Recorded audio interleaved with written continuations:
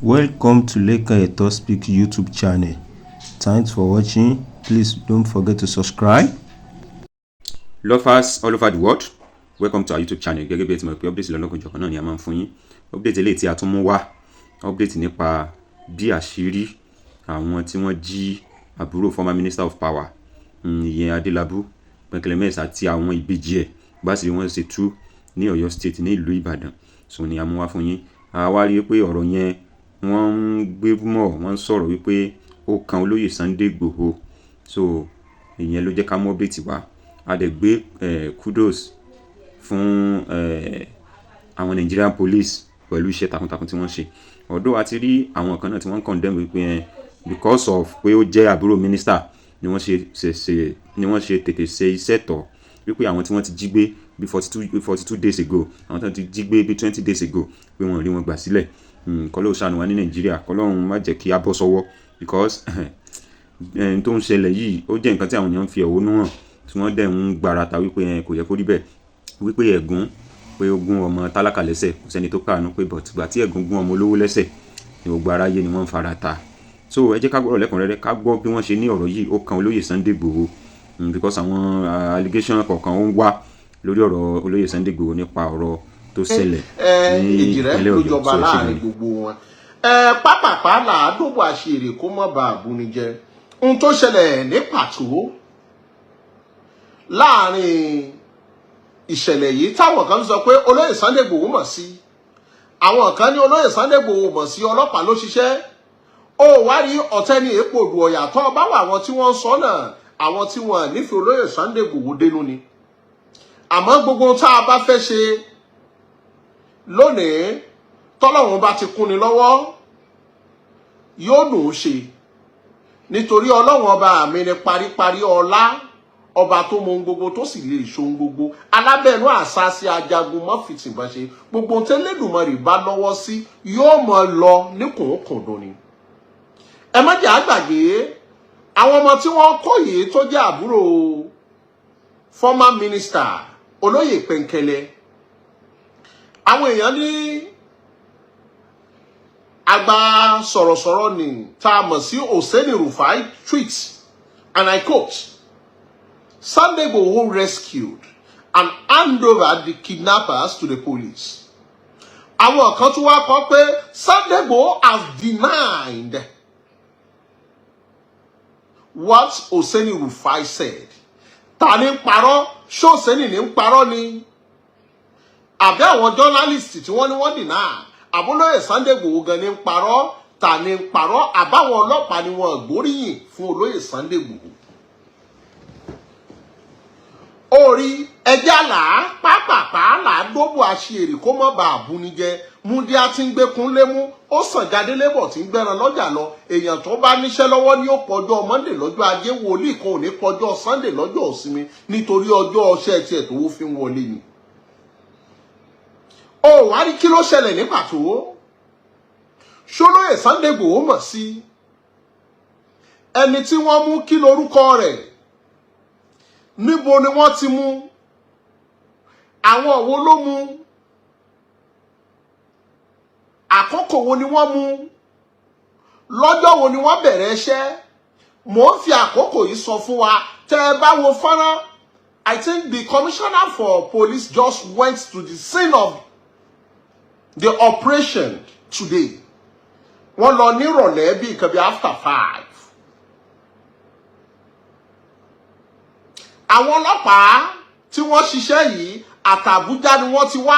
Moses ni olórí wọn, and they are 12 in numbers. They came down from Abuja. Wọ́n ní kéèsì kan tí wọ́n wá ṣe nípínlẹ̀ Ọ̀yọ́. Àmọ́ lákòókò tí kéèsì yìí bọ́ sí, wọ́n wá kí olóyè Sunday Igboho. Olóyè Sunday Igboho wá ní lágbájá, mò ń tẹ̀lé kankan, àmọ́ tọ́lọ́run bá ní mo rí màá pè yín. Báwo ni olóyè Sunday Igboho ṣe wá mọ̀ wípé lágbájá ni ó ṣiṣẹ́ yìí? Tá a bá gbàgbé, wọ́n jí àwọn ọmọ yìí àti ìyá wọn gbé.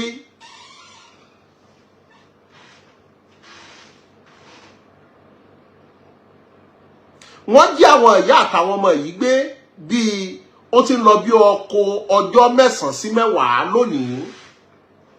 Nígbà tí wọ́n jí wọn gbé, gbogbo wa la rí ìròyìn yìí. Ìròyìn pọn omi tútù sí ọkàn olóyè Sunday Igboho pé kí leléyìí. Olóyè Sunday Igboho wá béèrè pé mo náà ti kó wọn gan, wọ́n ní wọ́n kó wọn níbì kan nínú Ìbàdàn.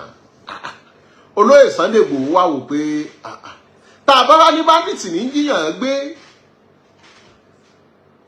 tá a bá ní bandits ní jíyàn gbé, ṣó yẹ kó wá jẹ́ wípé láàrin ìgboro kò jújọ́ kejì ẹ̀ lọ ni wọ́n wá ṣe fídíò. Èèyàn kan bí tí wọ́n ti ń jí wọn gbé, ó ṣe fídíò ló wá rí fídíò bí tí wọ́n ti ń jí wọn gbé, wọ́n wá rí mọ́tò kan bẹ̀ bíi Corolla, bọ́mbà rẹ̀ jẹ́ black. Olóyè Sunday Igboho wá wò pé mọ́tò yìí, ọmọ ìgboro wo ló ní ló ń lorú mọ́tò yìí? Ẹ̀dẹ̀mọ̀ gẹ́gẹ́ bí ẹni tí ò fi gbogbo owó jẹ̀dẹ̀ ẹran, gbogbo àwọn ọmọ ìgboro náà ni wọ́n máa ṣe kábíyèsí kábíyèsí. Olóyè Sunday Igboho ránwó níṣẹ́, ó sì bi àwọn èèyàn lọ́wọ́ ẹ̀ pé ńgbà ta ló lo mọ́tò yìí, ta ló kó lorú mọ́tò yìí. Tó ní kálukú bá wà ní lágbájá ni, aláyé iṣẹ́ rẹ ni tó ga ẹni iṣẹ́ rí ni. Títọ̀ wọ́n bá sọ wọ́n ní lágbájá ni, lágbájá ni, lágbájá ni. Nínú èèyàn bíi 10, èèyàn 8 sí 7 ti sọ pé lágbájá ni. Ìgbà tí wọ́n dárúkọ ẹni yìí, wọ́n ní olóró ní jẹ́ olóró. Látijọ́ yìí lolóyè Sunday Igboho ti wò wípé ẹ̀jẹ̀ àṣìṣe káwó olóró yìí. Ìgbà tí wọ́n tú ìpínlẹ̀ olóró yìí wò, kò ṣẹ̀ṣẹ̀ máa ṣerú iṣẹ́ báyìí. Láwọn iṣẹ́ tó jọmọ́ báyìí tó yẹ pé bí wọ́n bá ṣe kéèsì ní fúlẹ́fúlẹ́ wọ́n tún jùlẹ̀. Lolóyè Sunday Igboho fi wò pé àwọn ọlọ́pàá tí wọ́n wá látàbújá yìí lájẹ́ kí wọ́n ṣiṣẹ́ yìí ni wọ́n fi láǹfààní ni wọ́n pe IG àti Inspector General wípé àwọn lágbájá ni wọ́n ṣiṣẹ́ yìí kó mọ́ bàdí pé wọ́n fi ọwọ́ lé jọ̀rọ̀ yìí nípínlẹ̀ Ọ̀yọ́. Ìgbà tó di jẹrin, ó kù dẹ̀dẹ̀ kí wọ́n débi tí ọkùnrin olóró tí ojú kan ń dò tí toróhùn ni ring leader.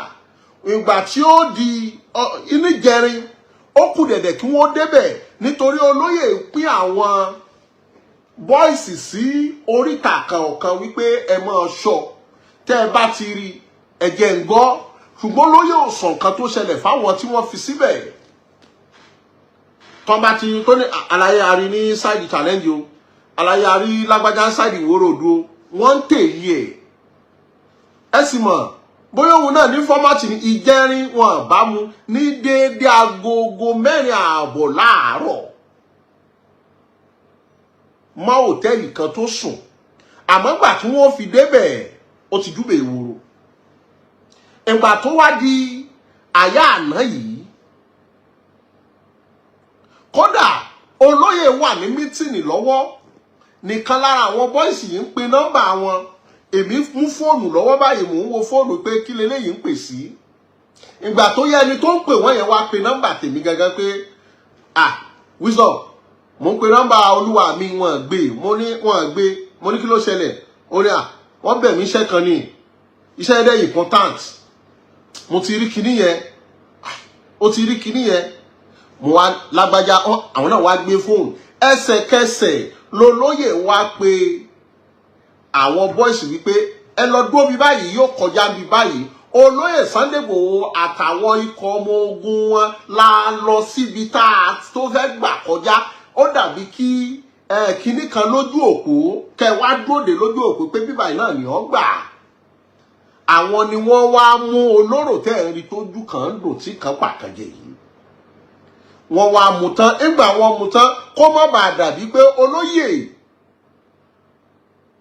ó tún já iṣẹ́ ọwọ́ ara ẹ̀ jẹ́, kó má bàa di wípé Yorùbá ní sọ ní àkìdẹni tí kíní tí Yorùbá bá ń sọ fún yàn pé bẹ́ẹ̀ tiẹ̀ rí, bọ́ bá yẹ̀ yín náà lẹ́sọ pé tiẹ̀ pọ̀ tá a ránṣẹ́. Kò júṣẹ́ tó lóyè Sunday Igboho ṣe fún rẹ̀ lọ.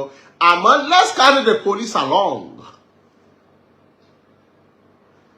Wọ́n wá pe àwọn ọ́físà tó wá látàbújá tí wọ́n lé kéèsì kan wá yìí. Wọ́n wá pe Moses pé lágbájá yìí òun ló jí ọmọ Pẹ̀kẹ̀lẹ̀ àti àwọn àbúrò rẹ̀ gbé. Àwọn ọlọ́pàá yìí gan béèrè pé what evidence do you have?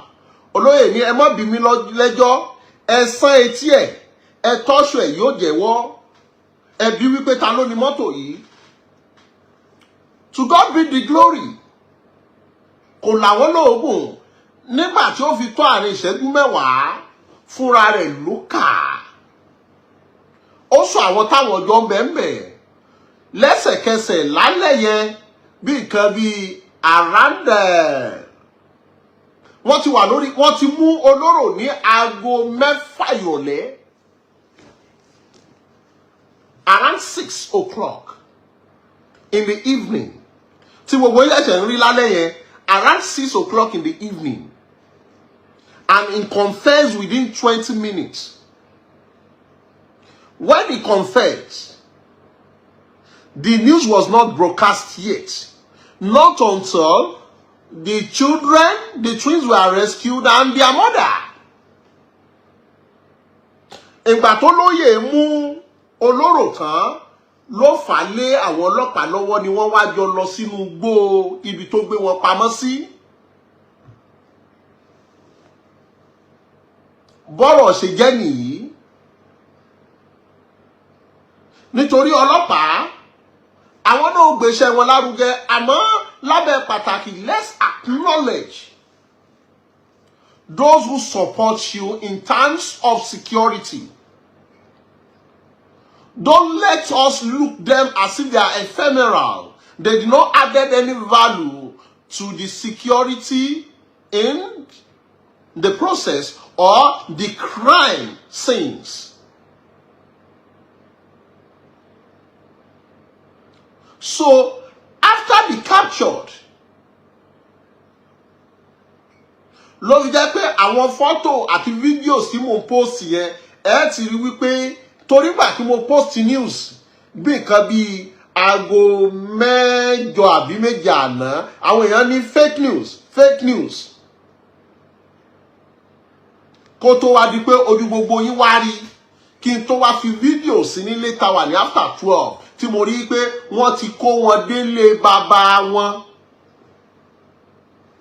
Àárọ̀ yìí àwọn òwò ló wá ń diṣẹ́ yìí.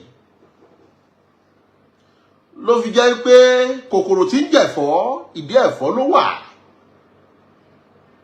Ta la fẹ́ fi mú hàn táwọn oníjẹ̀bù wálé. Ọmọ ìyá ń para wọn nítorí owó. Ọmọ bàbá ń ṣera wọn léṣe nítorí àpèkánukù. Àmọ́ mi ò tí ní láǹfààní láti nà ń bẹ̀. Àmọ́ kòkòrò tí ń jẹ̀fọ́ ìdí ẹ̀fọ́ ló wà. Mo fi sí suspense ẹ máa tẹ̀lé kéèsì yìí lọ.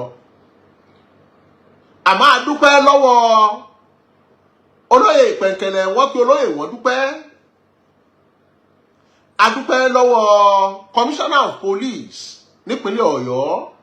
A sì dúpẹ́ lọ́wọ́ Òsẹ́ni Rufai. A dúpẹ́ lọ́wọ́ àwọn ọlọ́pàá FB kìíní kan ni wọ́n láti Àbújá. A dúpẹ́ lọ́wọ́ Òsẹ́ni. A dúpẹ́ lọ́wọ́ àwọn èèyàn jàǹkànjà. A sì dúpẹ́ lọ́wọ́ àwọn èjìká tí ò jẹ́ kẹ́rù omi tí wọ́n ń dúró gẹ́gẹ́ bí ọmọ ogun tẹ̀lé olóyè Sunday Igboho tí mi ò lè máa dárúkọ for security purpose. Pàtàkì jùlọ irú ẹkùn tí ò tí ì dé pátákò tí ń tẹ̀sí lẹ́nu kankankan, ọ̀kẹ́ kàrà kékòrò tí ń ṣoníyàn ní jìnnìjìnnì. Àtúwọ̀nká níbi wọ́n gbé dáná rọ́bì kan nìkan ọ̀kun mọ́ lóorun ọ̀dọ́ ọmọ gẹ̀rẹ̀ wọ́dún ọlọ́tẹ̀.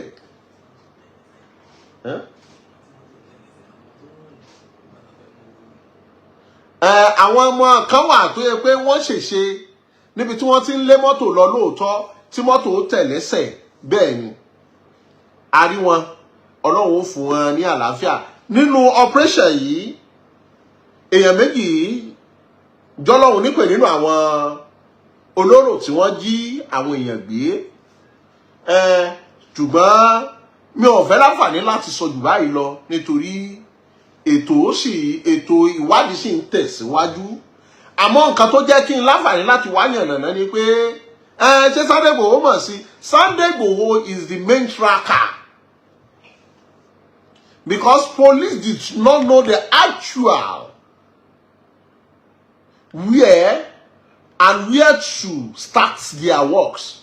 It was only a Sunday Igboho who thinks and distributed the video to his boys around to monitor who owns this car. So he tried to mobilize boys from one junction to junction. Monitor this person for me. That was how he was captured. And after being captured, it was handed over to the police for them to carry on the remaining investigation. Nítorí tá bá ṣe bẹ́ẹ̀, Nàìjíríà, ibi tí wọ́n ti ń gbẹ́bí fálárẹ̀ tí wọ́n ti ń gbáre fẹ́lẹ́bí, ibi tí wọ́n ti ń sọ̀rọ̀ ànádìbá ní ìkójúmọ́ tó mọ́. Lovers all over the world, ọ̀rọ̀ náà ni ẹ ti gbọ́ yìí. Awuyewuye gbogbo àlàyé lẹ́kùnrẹ́rẹ́ ni ó ti wáyé ni wọ́n ti ṣe nínú móhùnmáwòrán yìí. So ẹ jọ̀ọ́ ẹ̀yin tẹ́ bá ṣe ń darapọ̀ mọ́ channel wa, ẹ bá wa subscribe, like, comment, share, turn notification bell so that anytime tá bá ti drop a new video ẹ máa lè rí notification gbogbo bó ṣe ń lọ. So ẹ ṣé gan ni, we love you all, thanks for watching.